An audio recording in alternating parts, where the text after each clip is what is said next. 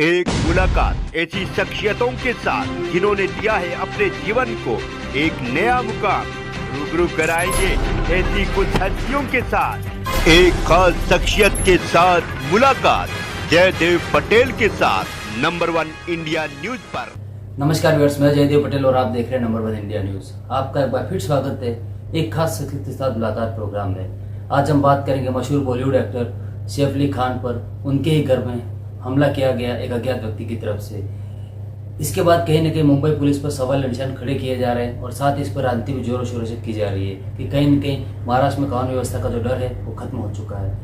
इन्हीं तामुद्र बात करने के लिए हमारे साथ खास सामान है इंटेलिजेंस ब्यूरो IB के पूर्व डायरेक्टर यशवर्धन आजाद। यशवर्धन आजाद जी, आपका बहुत बहुत स्वागत है आज हमारे प्रोग्राम में। नमस्कार। यशवर्धन आजाद जी, आपसे मेरा पहला सवाल है कि सैफ अली खान पर जो हमला किया गया उन्हीं के घर पर एक अज्ञात व्यक्ति की तरफ से, आप इसको कैसे देखते हैं? देखिए, अभी तो जानकारी जितनी आई है बहुत ही कम जानकारी है। जानकारी ये है कि उसका चेहरा CCTV में आ गया है और उसके चाल ढाल से, जैसा कि वो स्टेयरवे पे उसकी जो इमेज आई है, उससे ये पता लगता है कि उसे मालूम था कहाँ जाना है। तो ऐसा लगता है कि ये जानबूझकर एक टारगेटेड काइंड ऑफ बर्गलरी है, क्योंकि यह भी सामने में आया है कि उसने शायद 1 करोड़ रुपए मांगे थे इससे, और उसके बाद उसके स्कफल में जो झगड़ा हुआ उनके बीच में, उसमें सैफ अली खान को चोटें आई हैं।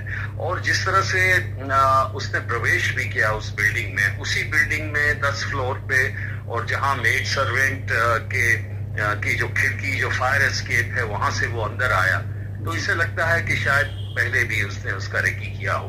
तो मैं समझता हूं कि जो हमारे पास अभी की टेक्नोलॉजी है, CCTV ने उसका चेहरा पकड़ ही लिया है, तो जल्दी मुंबई पुलिस शीघ्र ही उसको मेरे ख्याल से धर दबोचेगी। जी यशवर्धन आजाद जी, लेकिन सैफ अली खान पर उन्हीं के घर पर जो हमला होना, ये कहीं न कहीं मुंबई पुलिस पर कितने बड़े सवाल निशान खड़े करता है, क्योंकि हाल ही के कुछ इंसिडेंट्स भी हमने देखे हैं। सलमान खान पर फायरिंग के बाद में कहीं न कहीं बाबा सिद्दीकी की हत्या हो, या फिर अब ये इंसिडेंट।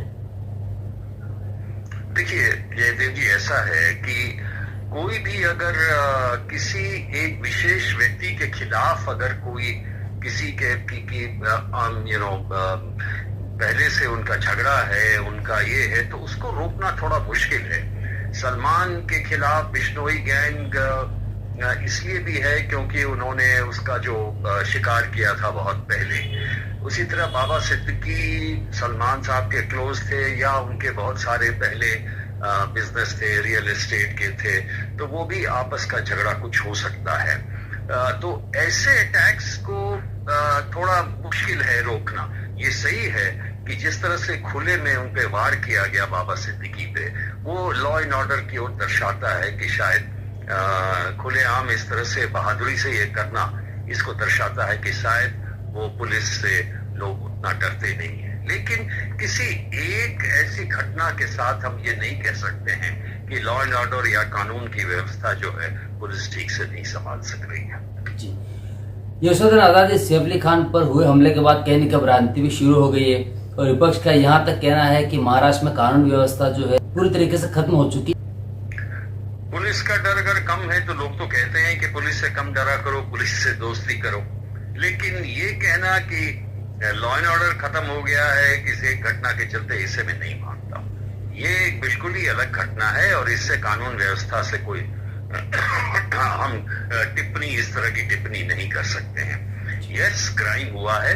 सारे दुनिया में जितने भी सेलिब्रिटीज हैं वो वल्नरेबल होते हैं, उनको वो अपनी सुरक्षा बल्कि खुद करते हैं। पुलिस से उनका जो कोई संयोजक होना चाहिए जो कि पुलिस को उनके बारे में जानकारी रहे और कोऑर्डिनेशन से बेहतर सिक्योरिटी दी जाए। लेकिन एक सेलिब्रिटी हर जगह, दुनिया में हर जगह आप देखेंगे कि हर सेलिब्रिटी जो है अपने आप सुरक्षा का काफी ध्यान रखता है, क्योंकि हर जगह वो वल्नरेबल है। तो उस हिसाब से सैफ अली खान, जो कि जिन्होंने बहुत बहादुरी से लड़ा उस बर्गलर के साथ, बल्कि वो रियल लाइफ ही नहीं बल्कि रियल लाइफ भी हीरो है, तो इसको लेकर हम बंबई पुलिस पे एक साथ कोई टिप्पणी ना करें तो बेहतर होगा। और मैं समझता हूँ जो राजनीति हो रही है इस संबंध में वो गलत है। जी यशोधन आजाद जी, आपसे मेरा एक आखिरी सवाल है कि जब किसी सेलिब्रिटी या फिर किसी हाई प्रोफाइल इंसान पर इस तरीके के इंसिडेंट्स होते हैं या इस तरीके के हमले होते हैं, तो ऐसे में कहीं ना कहीं लोगों के जहन में एक सवाल खड़ा होता है कि जब इतने बड़े हाई प्रोफाइल लोग सुरक्षित नहीं है तो उनकी सुरक्षा कैसे सुनिश्चित की जाए? नहीं, ये सही नहीं है, बल्कि जितने सेलिब्रिटी हैं उनकी सुरक्षा तो वो अपने आप बहुत ही अच्छी तरह से करते हैं। अब इस बिल्डिंग की सुरक्षा जो है काफी अच्छी थी, नेबरहुड वॉच था, आई मीन उनकी जो रेजिडेंट सोसाइटी है, जो एक्टर्स हैं वो खुद भी अपनी सुरक्षा बहुत अच्छी तरह से करते हैं। और पुलिस तो इंडिविजुअल सुरक्षा तो नहीं दे सकती है, वो पूरे एरिया में दे सकती है। अगर मान लीजिए कि वेस्ट बांद्रा के पूरे इलाके में बहुत सारी चोरियां हो रही है, बर्गलरी हो रही है, तब मैं मानता हूं कि इसको जरूर इसके ऊपर ध्यान देना चाहिए। लेकिन एक विशेष घटना अगर इस तरह से हुई तो वाकई ये पुलिस के लिए चैलेंज है। लेकिन ये कहना कि सब लोग डर जाएं और आम आदमी का क्या होगा, ये सही नहीं। जी, यशोधन आजाद जी, आपने हमारे लिए समय निकाला, उसके लिए आपको बहुत बहुत धन्यवाद। Thank you.